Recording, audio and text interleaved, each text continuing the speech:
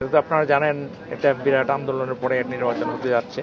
এখন মানুষ একটা ভালো একটা সংসদ চায়, যাতে করে তাদের সমস্যা নিয়ে সংসদে আলোচনা হতে পারে।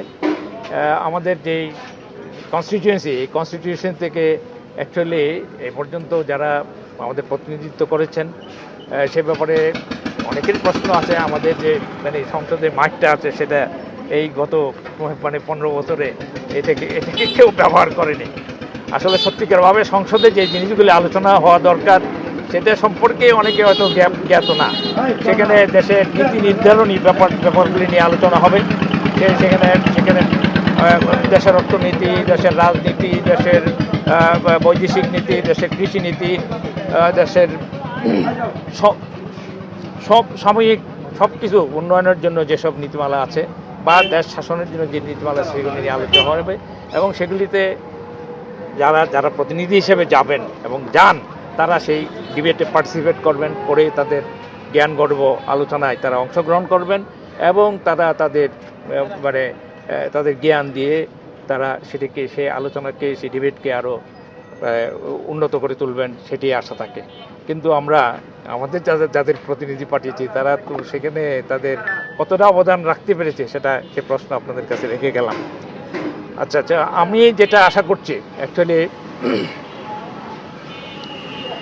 এই দেশের উন্নয়নের জন্য আমাদের জাতীয়তাবাদী দল থেকে, বাংলাদেশ জাতীয়তাবাদী দল থেকে আমাদের চেয়ারম্যান মহোদয় তারেক রহমান সাহেব এটা 31 দফার একটা রাষ্ট্র সংস্কারের জন্য একটা প্রস্তাব দিয়েছেন।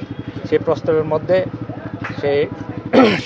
মধ্যে দেশের উন্নয়ন, দেশের নিরাপত্তা, দেশের সুশাসন এবং মানুষের বেসিক যে নিড সে সম্পর্কে সবই বলা আছে। সেই গুণগত উন্নয়নের চেষ্টা করতে হবে।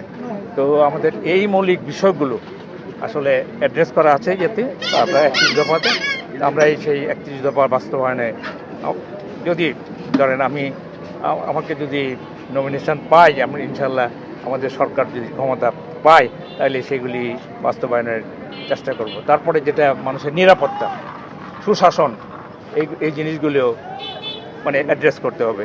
কারণ মানুষ যদি সুখে শান্তিতে না থাকতে পারে, তার যদি খাদ্যের নিরাপত্তা দিলেন, স্বাস্থ্যের নিরাপত্তা দিলেন, শিক্ষা দিলেন, তারপরে যদি সে শান্তিতে ঘুমাইতে না পারে তাহলে তার সেটা খুব একটা সুখকর হবে না। সুতরাং নিরাপত্তার ব্যবস্থা করতে, সুশাসনের ব্যবস্থা করতে হবে। তো আমরা আশা করি যে বাংলাদেশ জাতীয়তাবাদী দল যদি ক্ষমতায় আসে, তারেক রহমান সাহেব যে 31 দফা দিয়েছেন সেই 31 দফার বাস্তবায়ন হলে মানুষ সুখে শান্তিতে এবং দেশ উন্নয়নের দিকে এগিয়ে যাবে। এটাই আমাদের প্রত্যাশা।